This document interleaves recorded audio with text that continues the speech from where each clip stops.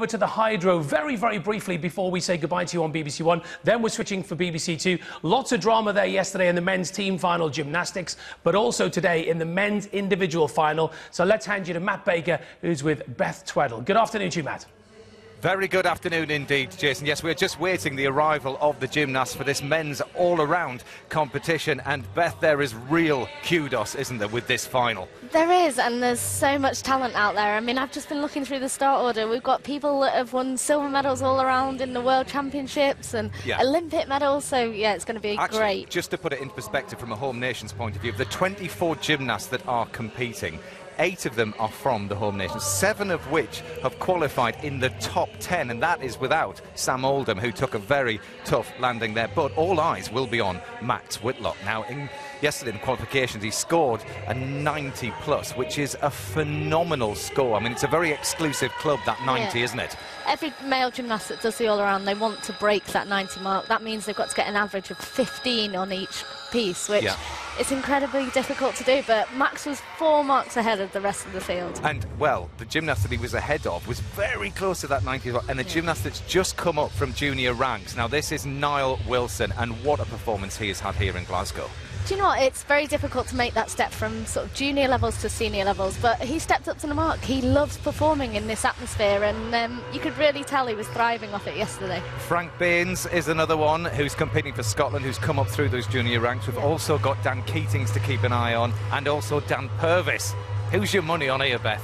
Do you know what? I think we don't really need to talk about gold. As long as everything goes clean, I think Silver it's going to be... Oh, gosh. I think Niall and...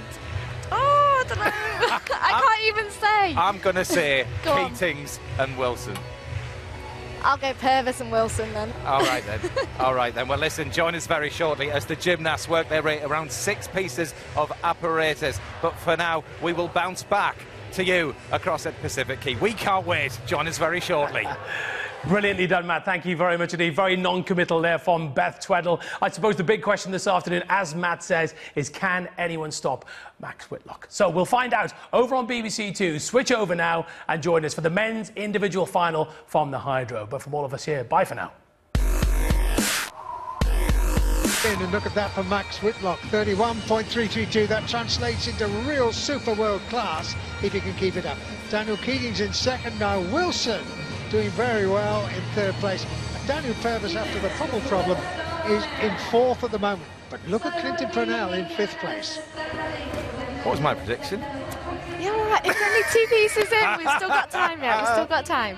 No, that was impressive stuff, obviously, from half of the home nations with Niall Wilson, Max Whitlock. I mean, just superb, using all of that twisting and turning we saw on floor. Yeah, and he will have gone up knowing that the pressure's on him. He's the one that everyone's watching. So, I mean, obviously he has got that leeway that if he makes a mistake, he can still win it. But he's a perfectionist. He'll want to go out there and do his best. Keatings is looking good, isn't he? I mean, because he can just be a little bit hit and miss at times, but looking focused. And I was so pleased for him on that pommel. That's his specialist apparatus, and it's not long that he's been back in that 6-piece sort of competition, so it's a whole new pressure for him again. He did it sort of 5 years ago, but he's been away from it for a while. And, I mean, it's interesting how costly that fall will be for Purvis and for Baines, because actually, if they've got their fall out the way, they'll be more relaxed now.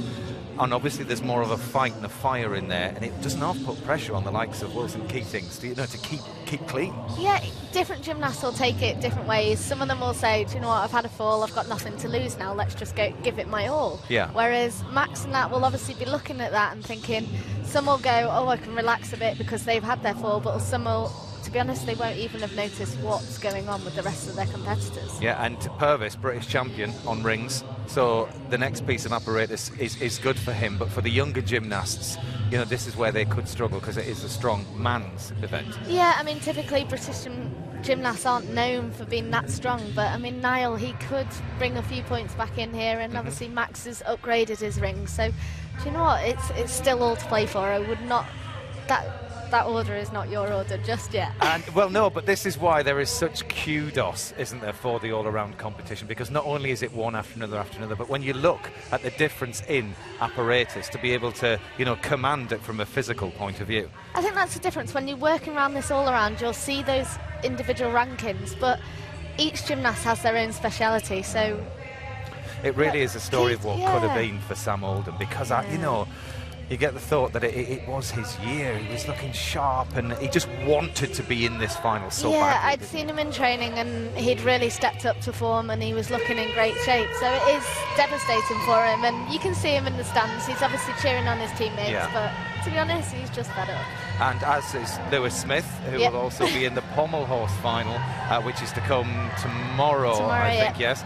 So he's having a day off, because this schedule, this is hard, this schedule. It's a grueling schedule, and I did see Lewis up there, and as soon as Max and Daniel were on pommel, he was looking a little bit closer, just checking out the competition. I wonder what he'd have made of Max's pommel horse performance there. Who knows? I mean, the one good thing is for Max and Daniel, they get back out here, they get to see the atmosphere, and we'll just see what happens tomorrow. Well, Daniel Keatings is going to be the first gymnast up on rings. They're still warming up behind us, and this is, I mean, how important is this phase of the competition to get up and feel the apparatus from a gymnast's perspective? Every time you're stepping up, you're gaining that little bit of experience, you're settling your nerves, and as the competition moves on, those nerves disappear. You're into it. You've got, unless you obviously have a mistake, that's when you start to think more. The thing with gymnastics, it's 90% mental. If you go in with that confidence, then... And when effectively got, like, really the British team down there in that group, and how much will they be enjoying each other's company now, or how focused will they be on their own goal? I think that's actually great for them. Even though they're competing for England and Scotland, they're out there for themselves. But actually having all your own teammates, they'll have the bars set up a very similar way. They've got the coaches around them that they're used to having.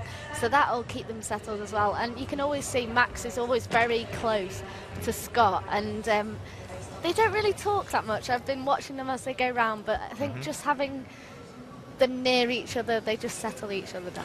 And I mean, Max he's looking nervous. He's looking a little bit edgy there, but when he gets up onto the apparatus, he just looks so calm, so cool and collected. Yeah, that is him all the time. You always see him, if you watch him closely, sat on the side, he always just sits off by himself. He doesn't really have much conversation going on with anyone else. He takes himself into his own little world, and Scott is always a few centimetres away. But do you know what? Scott's had him since he was a very young boy, and that's how he's learned that Max copes with competition scenarios. And really, he doesn't need to be performing the difficult routines that he is with it, does he really? I mean, I guess to beat the rest of the field, but he is doing it. He's doing it as a build-up for the World Championships, and obviously leading up to 2016.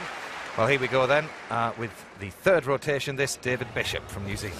So, same order then, as it stands. Sure is, Max. But it's only halfway. No. Well, that's a good point, actually. Let's talk about the being halfway, what it actually means to the gymnasts, because you come in here and now we're at the business end, really, aren't we? Yeah, I mean, obviously they've got over their initial nerves, getting the atmosphere at the gym, and now it's just a case of they've got to keep that focus going. For the men, it is so difficult, 6 pieces of apparatus, and it's such a long time to keep that concentration. And with 8 people being in a group, you can be sort of, after your warm-up, waiting 20 minutes before you do your routine. Yeah, we were slightly harsh in commentary, saying that this was a weak piece for Max, but in you know, when you look at the whole of his 6 pieces and put it into perspective, it is the weaker, but he did not perform it well. Well, that's the thing. I mean, his weakest piece, and he's still scoring a 14.7, so we can hardly call it a weak. But like you say, if you want to be in that top space in the all-around, you have to have a great score on every piece.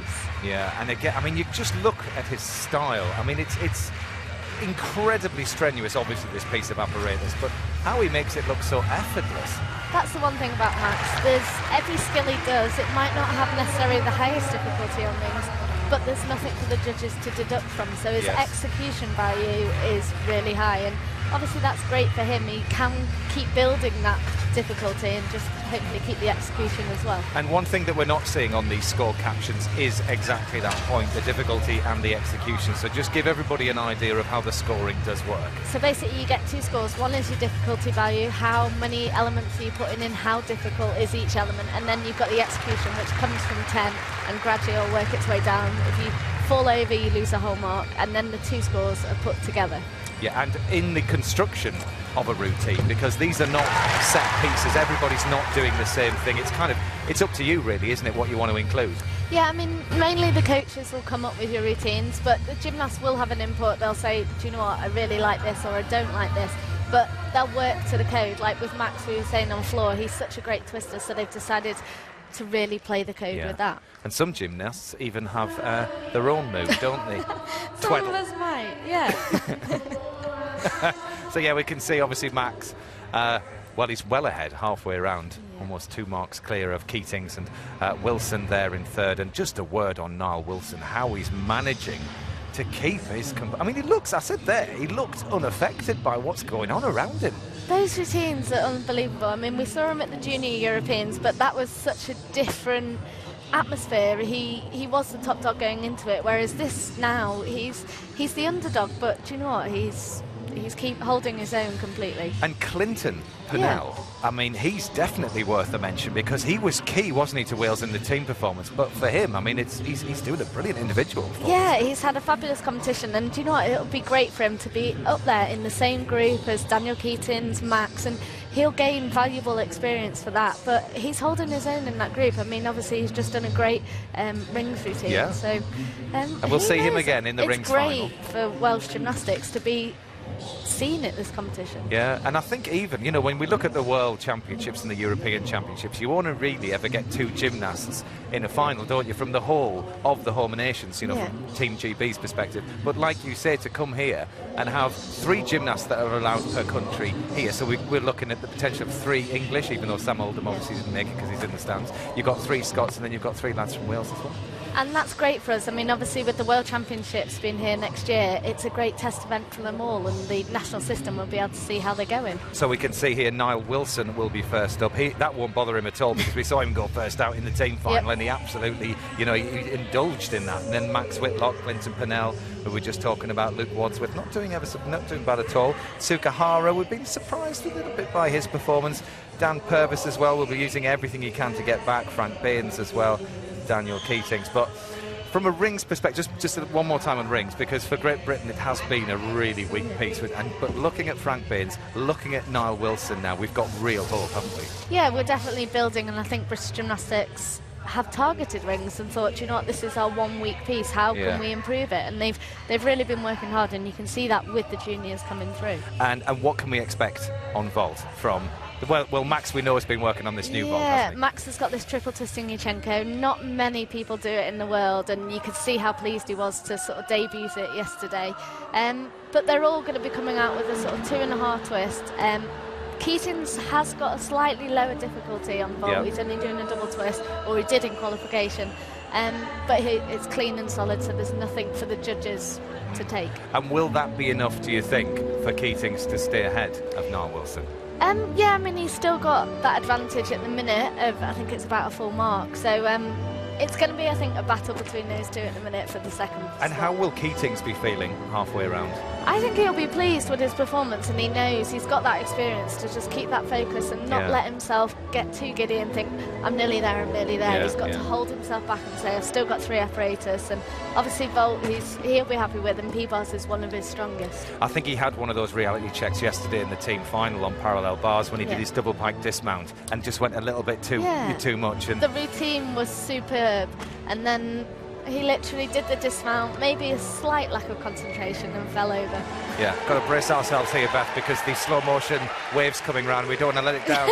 That has been one of the highlights in this high go. I've never seen a slow motion. No, they do it in fast motion, and then they do it in slow-mo, and it looks fab.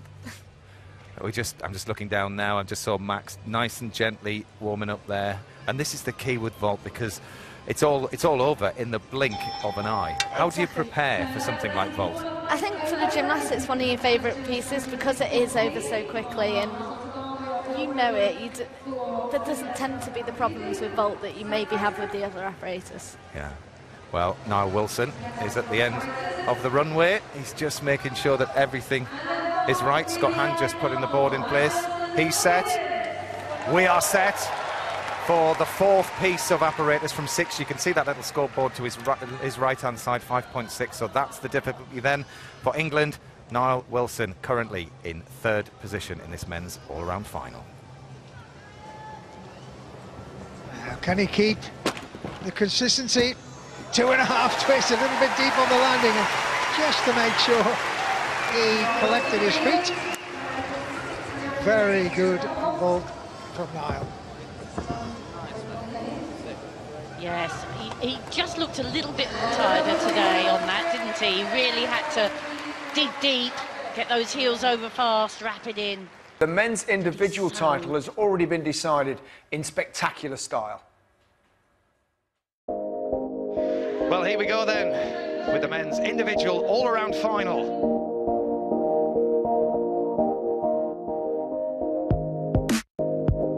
To the gymnast that's been tipped the all-around champion before he's even stepped onto the floor.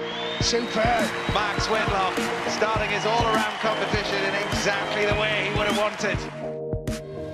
They used to call the pommel horse the great leveller. Well, him is just another piece of apparatus. That was world class from Dan Keating. Look at the smile. He can swing, this young man. He is looking unaffected by everything that is going on around him. The leader so far, Max Whitlock. And how important is this vault for Scotland's Daniel Keatings? It's good enough for Dan. Very good vault from Niall. Medal could well be within reach.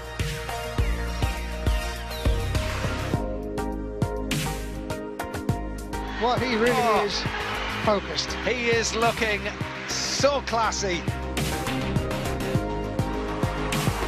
It couldn't have been any better.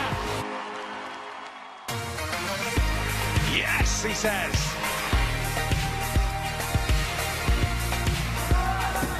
He's absolutely nailed all 6 pieces of apparatus, and Max Whitlock has just landed on a gold medal.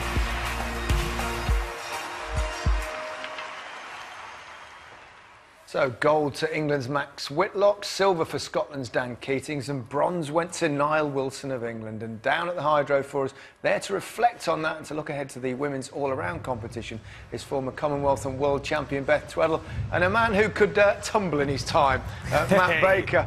Mac, that was spectacular stuff, and Max Whitlock's a bit of a star, isn't he? Well, he is world class. I mean, he put in a score of over 90, and that is a very exclusive club on the world stage. But yeah, I mean, to be honest with you, I am still reeling from that performance. But we all are, aren't we, Beth? It was just sensational. It was such an amazing atmosphere. Max had obviously all the pressure on him, but he withheld it and he just walked out there and he commanded from the beginning. But I think Keatings as well, Gary. I mean, you know, it was so important for him to come here and prove himself. You know, he's had so much unfortunate circumstances with injury and what have you, and this was a really important competition for him, and he came out there and he just delivered every single routine and got that very important silver medal. Yeah, he did brilliantly, especially as he was left out a couple of years ago for the Olympics. Now, Kohai Uchimura is a superstar in this particular sport. Is Max Whitlock getting to the stage where he could possibly challenge him in the World Championships? Very much so. I mean, the thing is, you know, since London 2012, he's gone away and he's worked so hard. I mean, a lot of the squad really have maybe rested on their laurels a little bit, you know, been happy with their achievements. But Max, I mean, he's only 21 years old, for goodness sake, and he's just gone to the gym and he's worked and he's worked and he's worked. And just to kind of put it into perspective, Uchimura would be scoring around 92, 93. So he's still a little bit off that pace. But, I mean, at 21, Beth, I'm sure you'd agree, he's got all the future ahead of him. That is the thing. I mean, in London 2012, I don't think he realised what he had actually achieved until he was able to come home and sort of reflect on it.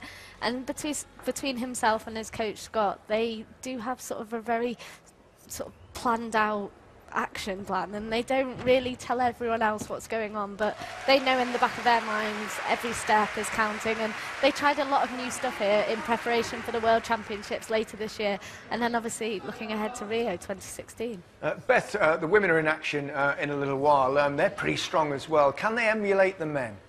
I think they can. I mean, Claudia Fragapane, who was our top qualifier, she will be going out there, and she's new to the international scene, so I'm not quite sure she'll actually feel the pressure because she's just loving being in this atmosphere. Then you've got Hannah Whelan, who's done so many all-around competitions on international, and then Ruby Harold for England as well, but there are a few Canadians that could take that title off us. What we're seeing here, really, Beth, is your legacy in many ways, isn't it? Because they've all been inspired by you. It must make you feel pretty proud.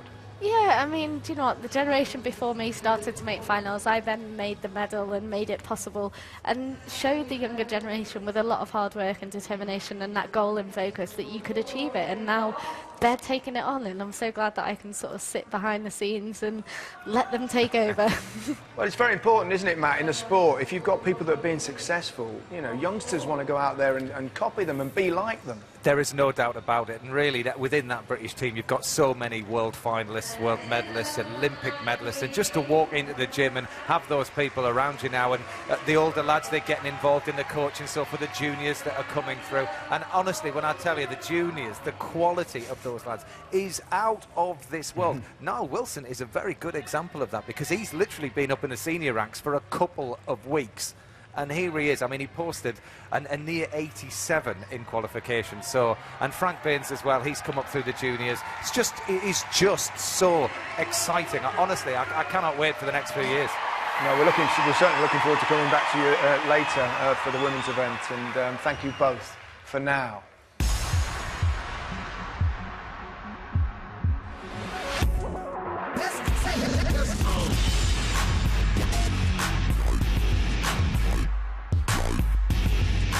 Going for the big double twist, not a problem. Real mature performance there.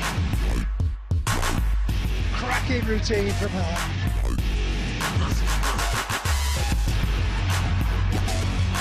Very nice work. The crowd here are just loving the performance.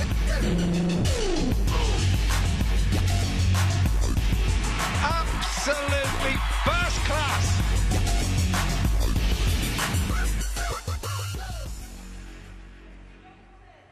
Well, prepare to be entertained. That is the scene at the Hydro, and there for us to build up to one of the moments of this or any games is former world and Commonwealth champion Beth Tweddle. She's alongside Matt Baker.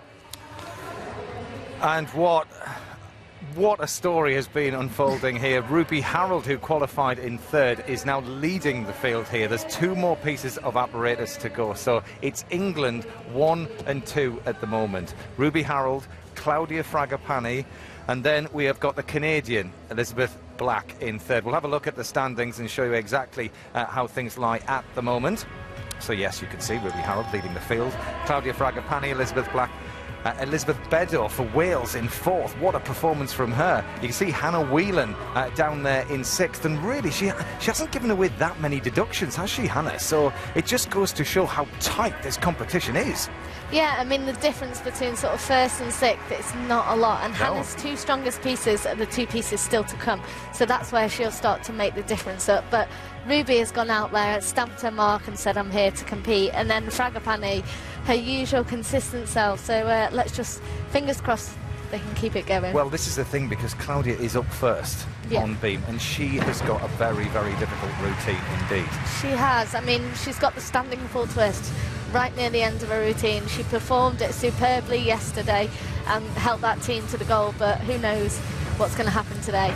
Well, you're just looking at Megan Chant here from Canada. It's her compatriot that is, well, she's in with that real medal chance, really, Elizabeth Black. But this girl qualified 7th for the floor final. So it's all really to play for here. Just a quick nod ahead. How good is Black on beam? She can be very good, or a beam is just one of those pieces. It really does make or break an all-around final. So after this piece, we'll really know who's in contention. And finishing on floor, this piece waits for the medal contenders. Beam is always floor is always the nicest one to finish on. You've got the crowd, you can really engage with them and use that atmosphere and that adrenaline, and it's always a nicer piece to finish on. And how do you think Ruby Harold will be feeling at the moment, knowing that these aren't the strongest pieces that she's got? Do you know what? She won't be looking at the scoreboard, she won't be taking any note of that, she'll be stepping back, she'll be focusing on exactly what she's got to come. She can go up and perform cleanly on beam, it's just obviously it's not got the highest difficulty, so she's got to perform cleanly. So Megan Chant receives the applause from the crowd as Emma White did ever so well for Scotland. But all eyes will be at the other end of the Hydro Arena. You can see the beam just in the background there. It awaits Claudia Fragapane, the gymnast that is in silver medal position in this women's all-around competition. Well, Beth, we wondered before this competition started, would it be close? And goodness me, it turns out we need some kind of accountancy degree to work out who needs what in this final round. Goodness me. Well, Beth, you've been doing some sums down there. There's kind of 0.3 within the top three. Literally, between Harold and Fragapane, there's 0.133, and between Harold and Hannah, it's only 0.2. So there is such small fractions, and obviously Fragapane, she has got that massive floor score. She posted a 14.7 yesterday. Oh, well. They're all handing it to each other. This is like, the thing. You can have it. No, you can have it. Yeah, and Claudia, I mean, she did think, that's it, it's over for me as soon as she came off. But she did, obviously, packed her beam routine with extreme difficulty. Yeah. So even though she did fall, because her routine was so difficult, you know, she could afford to give a few little moves away. We're still waiting for the score from the Canadian, but it'll be so close between all four of them.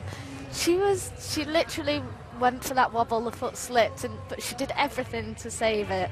And that wasn't the hardest move, that's the thing. Exactly, to carry on and keep a nerve to do the full twist in tuck, that shows nerves of steel.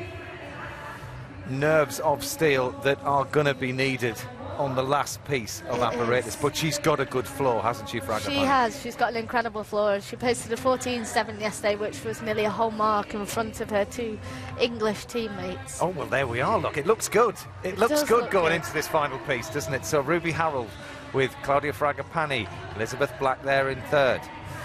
Yeah. Who's your bet on? Fragapane. Because I don't know, I just think because of what she's been through, that she's somehow, I think she'll use that fire to take her into this floor routine. I think you're right there. I mean, yes. I think she will have come off beam and felt, oh, it's gone. But now that she's seen she's still up in the ranks and she's still got the chance, she'll go out there for floor, and she's got dynamic powers. The judges are looking for the massive, powerful tumbles to stay within the lines, the mixture of the jumps and leaps, and also that artistry. And Fragapane has got it all. She's got a bit of body popping in her routine. Obviously, she's going up last, and the crowds are going to be watching her, hoping that she takes that title, just like Max did earlier. And the thing is, as well, with Fragapane, the style of her routine is actually a real kind of crowd pleaser. And, you know, the judges are going to be slightly swayed by the impact that a routine has in an arena like this. They are, but actually she's the last person up, so literally they're going to know what she needs, and the crowd are going to react to this routine. That first tumble, even if you're not a gymnastics fan, you are going to know that is an impressive tumble, and then even the lads are jealous by the power that she has. And you used to play on that, didn't you, as well as floor world champ? You know, you'd get your castanets out, or you'd get everyone clapping away. No, but with your Spanish feel, you know what I'm saying? It's the one piece where you can feel that crowd interaction. If you're on bars or beam or boat, you could have an empty stadium and you wouldn't really be able to interact with them. But on floor, you take that energy, and you do have to control that energy, though. Yeah, can Ruby Harold cope with this?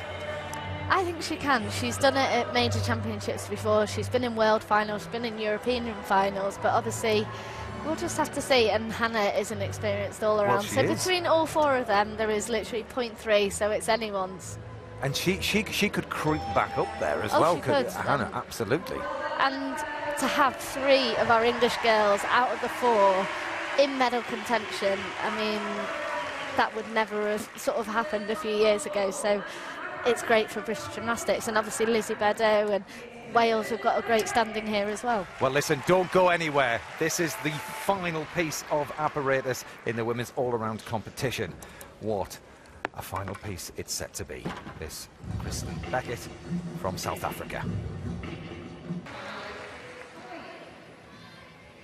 Let's wait for Lizzie Beddoe's score.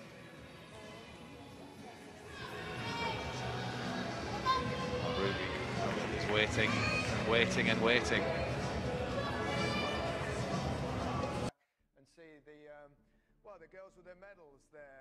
The gymnastic trio, England 1, 2 and 3. Claudia Fragapane with the gold, Ruby Harold the silver, and Hannah Whelan with the bronze. What a brilliant effort from those 3. And that adds to England's growing tally of medals.